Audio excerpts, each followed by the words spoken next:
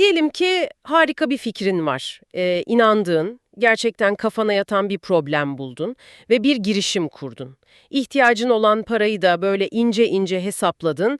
Uçağı havalandırmak için, hani pistten kalkmak için tam 3 milyon dolara ihtiyacın var. Hı hı. Gayet makul bir başlangıç senaryosu. Gidip yatırımcılarla görüşmeye başlıyorsun. Sonra bir anda inanılmaz bir şey oluyor. Karşına çıkan büyük fonlar, işte o melek yatırımcılar fikrine o kadar bayılıyor ki sana 3 milyon değil tam 10 milyon dolar teklif ediyorlar. Yani herkesin hayalini süsleyen o an. Kesinlikle. Ne yaparsın? Havalara uçarsın, değil mi? Dünyanın en şanslı insanı olduğunu, artık sırtının yere gelmeyeceğini düşünürsün. Ama bugün masaya yatırdığımız o devasa veri yığını çok net ve açıkçası acımasız bir gerçeği yüzümüze çarpıyor. Evet, o parayı kabul etmenin faturası... Şirketinin ölüm fermanını imzalayacaksın. Seni bugün oldukça zorlu, nefes kesici ama bir o kadar da acımasız bir tırmanışa çıkaracağız. Bu derinlemesine incelemede odak noktamız girişimcilik dünyasının o ünlü hayatta kalma savaşı, yani tohum aşaması. Tohum aşaması yani ekosistemdeki meşhur adıyla seed stage. Hani fikirlerin, o parlak vizyonların ilk kez piyasanın soğuk duvarına ve matematiğin acımasız gerçeklerine çarptığı an. Aynen öyle. Ve bugün önümüzde gerçekten muazzam bir bilgi havuzu var. Bessemer Venture Partners'ın yıllara yayılan büyüme metrikleri, Carter'ın on binlerce şirketi kapsayan raporları, PitchBook'un en güncel pazar analizleri, tüm bunları senin için deşiyoruz. Ve amacımız da çok net, bir girişimin o kırılgan tohum öncesi dönemden çıkıp tohum aşamasına geçerken tam olarak nelerle yüzleştiğini göstermek, o meşhur seri A dedikleri kutsal kaseye giden yolun aslında nasıl bir mayın tarlası olduğunu haritalandırmak istiyoruz. Pekala, hadi bunu biraz açalım. Az önce 10 milyon dolar alan kurucunun kendi ölüm fermanını imzaladığını söyledim. Bu ilk bakışta hani tamamen mantıksız geliyor. Yani neden çok para, çok büyük bir felaket demek olsun ki? Bu aslında ekosistemin en tehlikeli, en sinsi illüzyonlarından biri. Mantığımız bize hep paranın güvenliğini getireceğini söylüyor.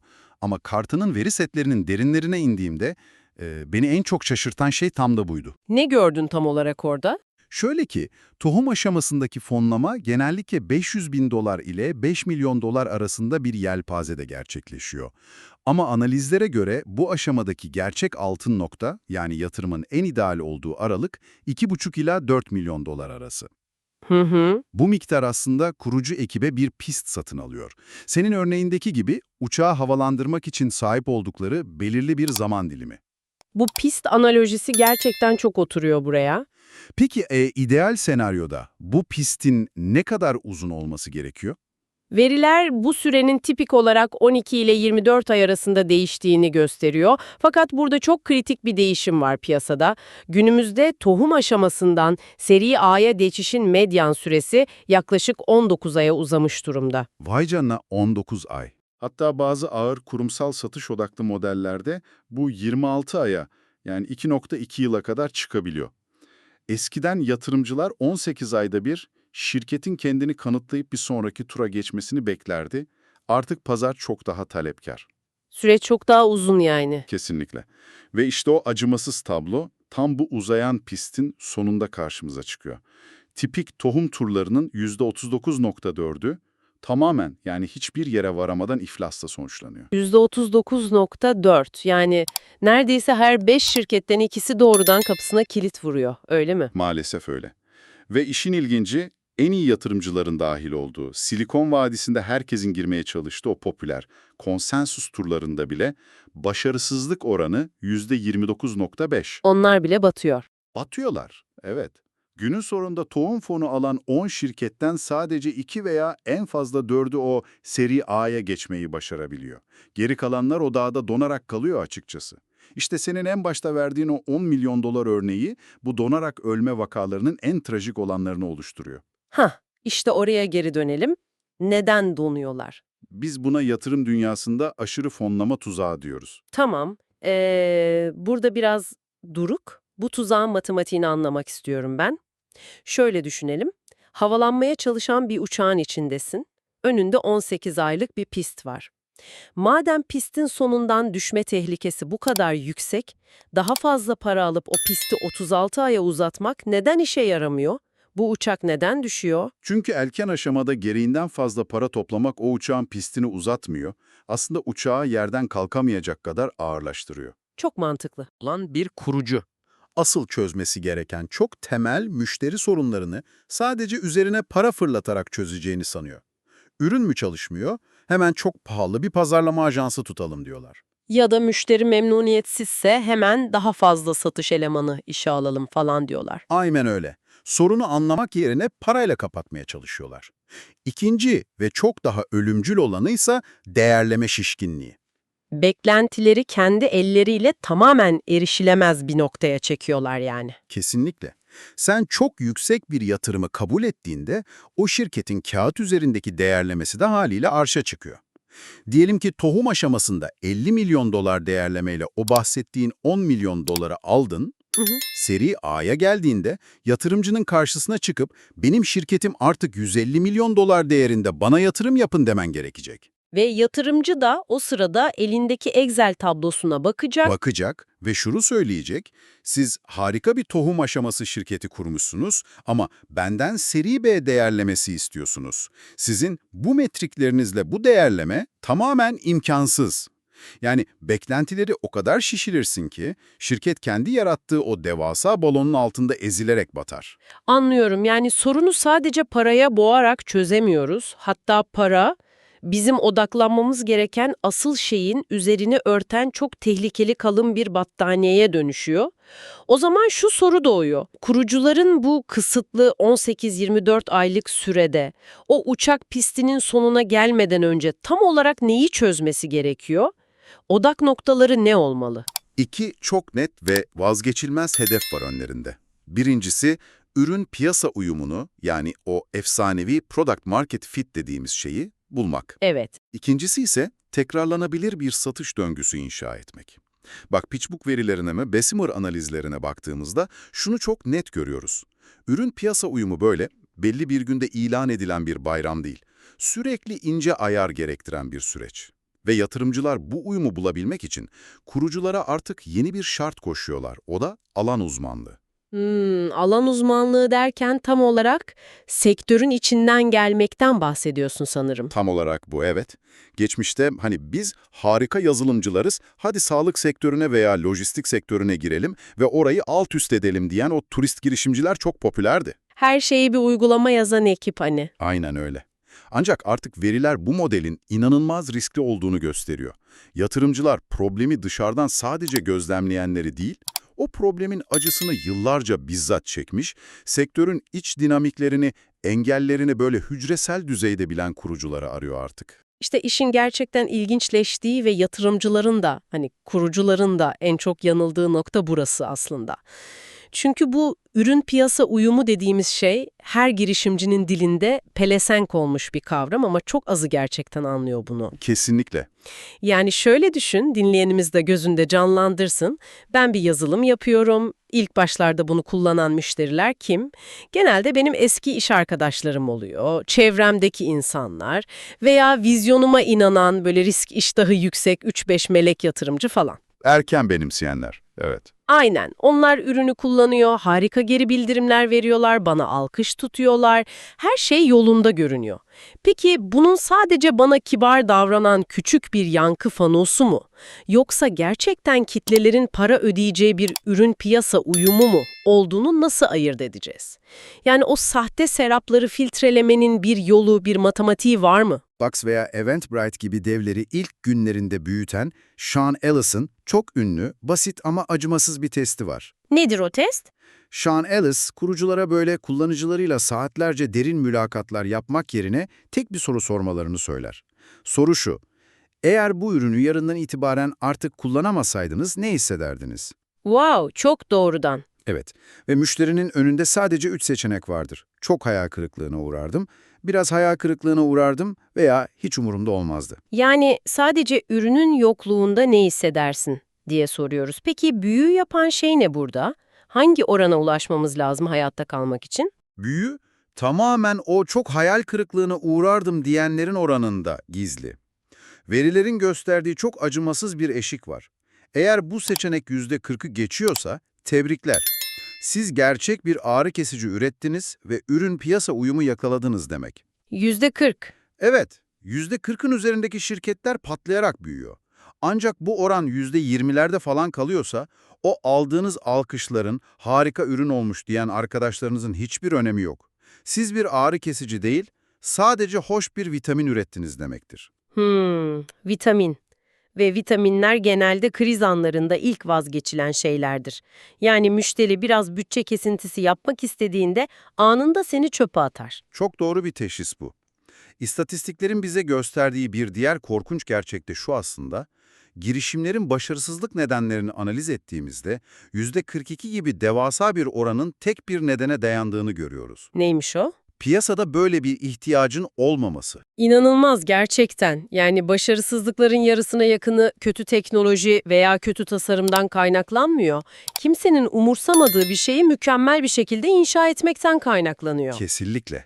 Kurucular akıllı olduklarını kanıtlamak için oturup aylarca hatta yıllarca hiç kimsenin parasını ödemek istemediği kodlar yazıyorlar. Bu resmen bir problem arayan harika bir çözüm yaratmak demek. Peki ya bunu çok geç fark ederlerse? Diyelim ki kurucu bu Sean Ellis testini hiç yapmadı, sahte bir uyum yanılsamasıyla tam gaz yola devam etti. Bunun bedelini nerede ve ne zaman ödüyorlar? İşte kronometre o meşhur 18. ile 24. ay arasına geldiğinde o bedel çok ağır bir şekilde ödenmeye başlıyor. Bu döneme girişimcilik ekosisteminde ölüm penceresi adı veriliyor. Ölüm penceresi, hani gerçekten bir korku filmi adı gibi. Neden özellikle 18. ay civarı, neler oluyor ki o dönemde? Şirketlerin batma nedenlerini böyle alt alta koyduğumuzda %29'unun doğrudan bankadaki parasının tükendiğini görüyoruz. %23'ünün ise yanlış iş alımlar veya kurucu ortaklar arasındaki çatışmalar gibi böyle iç dinamiklerden patladığını görüyoruz. Ancak bu ölüm penceresinin açılmasının çok spesifik bir senaryosu var. O da nedir? Diyelim ki girişim büyük kurumsal firmalarla pilot projeler yapmayı başardı. Yazılımınızı böyle dev holdinglere bedava ya da çok ucuza kurdunuz. Kurucular da haklı olarak yatırımcılara dönüp bakın X ve Y holdingleri ürünümüzü kullanıyor diye övünüyor. Her şey yolunda gibi görünüyor. Ama aslında ortada gerçek bir gelir yok. Sadece bir umut var. Kesinlikle. Kurumsal satış döngüleri çok uzundur. 6 ay, bazen 9 ay sürer. O pilot projelerin gerçek, yüksek mevlalı ve yıllara yayılar sözleşmelere dönüşmesi gerekir. Ancak o büyük imza günü gelmeden hemen önce şirketin kasasındaki nakit tamamen tükenir. İçin çok özel bir metrik kullanırlar. Buna nakit yakma çarpanı, yani İngilizce tabiriyle burn multiple diyorlar. Nakit yakma çarpanı. Bunu dinleyenler için biraz somutlaştıralım bence. Bunu tıpkı bir arabanın yakıt tüketimi gibi düşünebilir miyiz? Ben şöyle canlandırıyorum gözümde. Gideceğin yere varmak için gaza basıyorsun ama araba 1 kilometrede 10 litreden fazla yakıyor. Yani sadece çok yakan bir motorun yok, aynı zamanda benzin deponun altında koca bir delik var. Sen gaza ne kadar basarsan bas, o hedefe ulaşman matematiksel olarak imkansız. Harika bir benzetme oldu. Finansal karşılığı da gerçekten tıpkı böyle çalışıyor. Burn Multiple çok temel bir soruyu sorar. Şirkete her $1 yeni ve tekrarlayan gelir getirmek için kasadan ne kadar ekstra para yakıyorsun? Eğer bu oran 1.0'ın altındaysa harikasın demektir. Yani $1 kazanmak için $1'dan daha az harcıyorsun, süper verimli bir motorun var senin. Ama diyelim ki bu çarpan kontrolden çıktı ve böyle 3.0'ın üzerine tırmandı. O zaman ne oluyor? O zaman yatırımcılar için kıpkırmızı dev bir bayrak sallanıyor demektir. Düşünsene, $1 yeni müşteri geliri elde etmek için tam $3 ateşe veriyorsun. Çok korkunç bir oran. Modelin çökmüş, satış mekanizman tamamen sürdürülemez halde. İşte bu pencereye, o kırmızı çizgiye giren kuruculardan çok sık duyduğumuz umutsuz bir cümle vardır. Nedir o? Şöyle derler, şu an her şey harika gidiyor, satışlar yakında patlayacak, 6 ila 8 hafta içinde küçük bir köprü turu yani bridge round kapatacağız. Köprü turu. İşte yatırım dünyasının en tehlikeli kelimesi.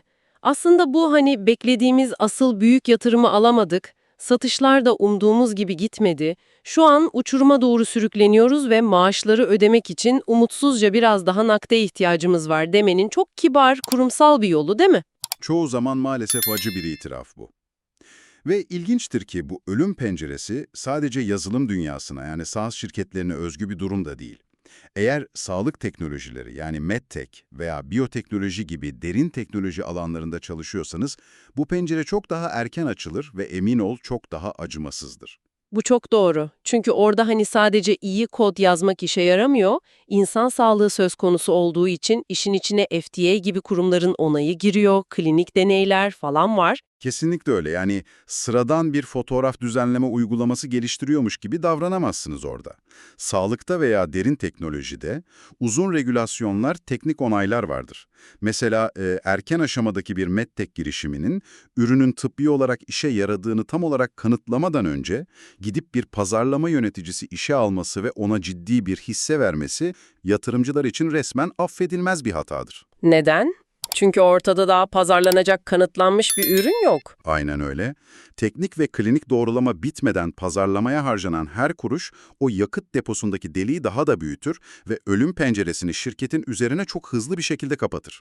Bu kısımlar gerçekten çok aydınlatıcı. Yani sadece hızlı koşmak yetmiyor, doğru zamanda doğru teçhizatla hareket etmek gerekiyor. O zaman gel seninle bu haritayı çevirelim ve biraz da zirveye doğru bakalım. Tuzakları gördük, aşırı fonlama yanılgılarını anladık, o sinsi ölüm pencerelerini ve sahte sarapları konuştuk. Hı hı. Peki, o dağda hayatta kalan o %30, %40'lık azınlık bunu nasıl başarıyor? Yani kurucular kan ter içinde o Serie A yatırımcılarının kapısını çaldığında çantalarında tam olarak ne olması gerekiyor?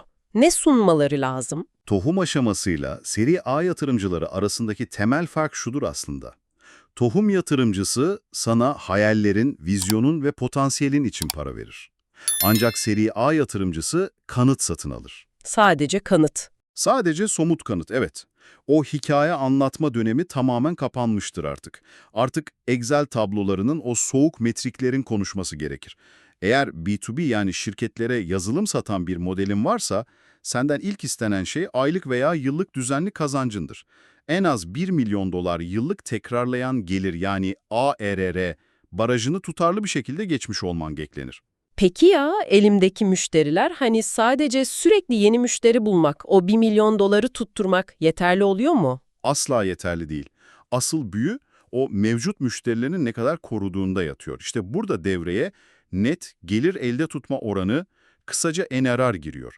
Seri A yatırımcıları bu NRR oranının %110 ve üzerinde olmasını isterler. Bir saniye, burada araya girmem lazım. %100 değil, %110 mu dedin? Evet, %110. Bunu kendi dilimde özetleyeyim, dinleyicimiz de net anlasın. Diyelim ki ben Netflix abonesiyim. NRR'nin %100 olması benim o aboneliğimi hiç iptal etmemem demek. Doğru. Ama %110 olması benim sadece iptal etmemekle kalmayıp üzerine her yıl gidip lütfen benden %10 daha fazla para alın, belki bana daha üst paket verin falan demem anlamına geliyor. İş dünyasında şirketlerin senin ürününü o kadar sevmesi lazım ki her yıl ürün içindeki kullanımlarını arttırıp sana ekstra ödeme yapmalılar. Doğru mu anladım? Mükemmel bir özet oldu bu. Eğer NRR oranın %110 ise bu yatırımcıya şunu söyler, bu şirket bu yıl satış ve pazarlamayı tamamen dondursa, tek bir yeni müşteri bile kazanmasa, mevcut müşterilerin sadakati sayesinde o gelir yine de %10 büyüyecek. Wow, çok güçlü bir sinyal. Kesinlikle. Bu büyümenin en kaliteli, en sağlam halidir, satış modelinin o kusursuz çalıştığının en büyük kanıtıdır. Peki, senle tam bu noktada masanın diğer tarafına geçip biraz şeytanın avukatlığını yapmak istiyorum. Buraya kadar anlattığın her şeyi çok iyi anladım. %110 NRR diyoruz, işte burn multiple diyoruz, 1 milyon dolar barajı, teknik doğrulamalar falan diyoruz. Evet. Ama bizim bu girişimcilik dediğimiz şey, hani dünyayı değiştirecek asilikte, statükoyu yıkan, o çılgın fikirli insanların oyun alanı değil miydi? Her şeyi bu kadar acımasızca metriklerin, o egg voucher'lerinin içine sıkıştırmak, kurucunun vizyonunu öldürmez mi? Sormadan edemiyorum yani. Yatırımcıların bu bitmek bilmeyen kanıt ve metrik baskısıyla biz o sınırları zorlayan vizyoner kurucuları, ay sonunu denkleştirmeye çalışan sıkıcı muhasebecilere dönüştürmüyor muyuz sence? Büyük varoluşsal krizlerden biridir. Ve birçok kurucu tam olarak böyle hisseder. Kendilerini o Excel tablolarına hapsedilmiş hissederler. Ancak B2B ekosistemindeki deneyimli kurucuların çok sevdiği çok temel bir söz vardır. Derler ki, iki efendinin kölesi özgür bir adamdır. İki efendi mi? Bu analojiyi biraz açar mısın? Kim bu efendiler? Tabii, bir yanda sana parayı veren ve şirketinden hızlı bir çıkış arayan yatırımcı var, yani VC, diğer yanda ise ürününe doğrudan para ödeyen müşteri var. Eğer senin şirketin kar etmiyorsa, hani sürekli yatırımcının göndereceği o çeklere muhtaçsan, sen sadece ve sadece yatırımcının kölesisin. O ne derse onu yapmak zorundasın. Aynen öyle. O senin vizyonunu kısıtlar, sana ne yapacağını söyler ama ne zaman ki sağlam metriklerle, böyle disiplinli bir birim ekonomisiyle sen müşteriden kendi paranı kazanmaya başlarsan işte o zaman yatırımcının senin üzerindeki tahakkümü kırılır. Kendi nakdini ürettiğin an yatırımcıya dönüp benim sana ihtiyacım yok diyebilirsin. Gerçek bağımsızlık budur işte. Yani diyorsun ki özgürlük vizyonla değil, doğrudan kasadaki parayla kazanılır. Sen kendi paranı kazanıyorsan kimse senin o dünyayı değiştirme vizyonuna karışamaz. Kendi kurallarına kendin yazarsın. Kesinlikle öyle. Hatta Bessemer, vizyonerlikle bu finansal disiplin arasındaki dengeyi ölçmek için X kuralı yani Rule of X adını verdikleri yeni bir standart kullanıyor artık. Geçmişte yatırımcılar sadece bu şirket yüzde kaç büyüyor diye bakardı. Şirket %80 büyüyorsa bu harikaydı, ne kadar para yaktı falan hiç umursanmazdı. Sadece büyüme yani. Evet, ama Rule of X diyor ki artık büyüme oranıyla serbest nakit akışı marjını toplayacağız. Diyelim ki şirketin büyüme oranı %40, kar marjı veya nakit akışı marjı ise %10.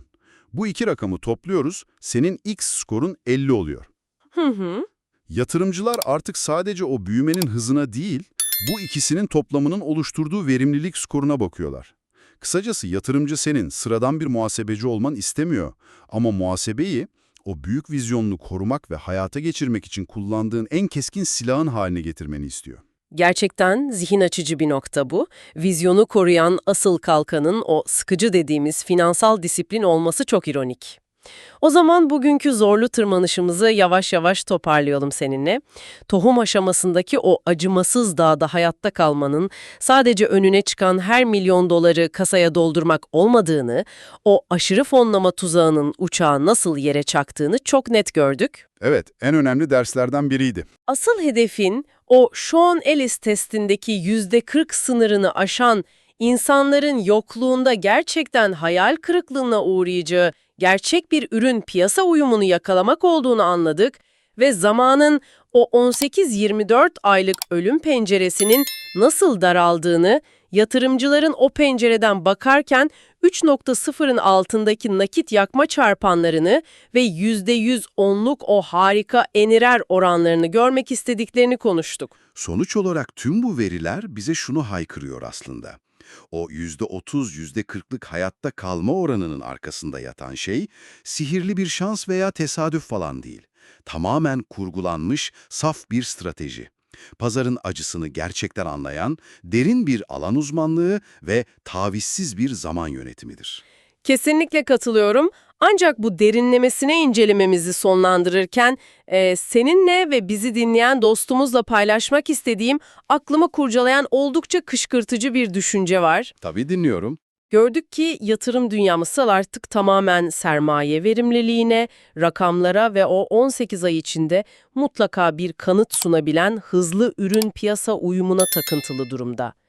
Peki ya o çok konuşulan, hani dünyayı kökünden sarsacak devasa altyapı projeleri?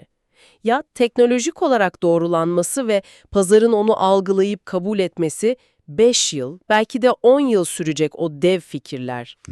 Çok haklı bir nokta. Acaba yatırım dünyasının bu hemen kanıtla ve bana Excel'de göster takıntısı yüzünden insanlığın kaderini etkileyebilecek vizyonerleri sadece 18 ayda o tabloya sığmadıkları için farkında olmadan çöpe mi atıyoruz? Bu kanıt ve metrik çağında hızlı sonuç vermeyen ama dünyayı değiştirecek olan o ağır vizyonerlere gerçekten ne olacak? İşte ekosistemin şu an yüzleşmekten en çok korktuğu ve üzerine ciddi düşünülmesi gereken en büyük çelişki tam olarak bu bence. Belki de bir sonraki o devrimin önündeki en büyük engel bizim kendi yarattığımız bu dar risk algımızdır. Şimdi bak sevgili dinleyici, sen etrafındaki yeni çıkan o girişimlere, teknolojilere ve haberlere bakarken bu ikilemi aklının bir köşesinde hep tut. Karşına çıkan o cesur girişimciler, sence 18 aylık ölüm penceresinden hızla geçmeye çalışan o uçağın içindeler mi? Yoksa Excel tablolarına sığmayan 10 yıllık tamamen farklı bir oyun mu kuruyorlar? Bu derinlemesine incelemede, bu zorlu zirve yolculuğunda bizimle olduğun için çok teşekkürler. Şimdilik hoşça kalın. Hoşça kalın.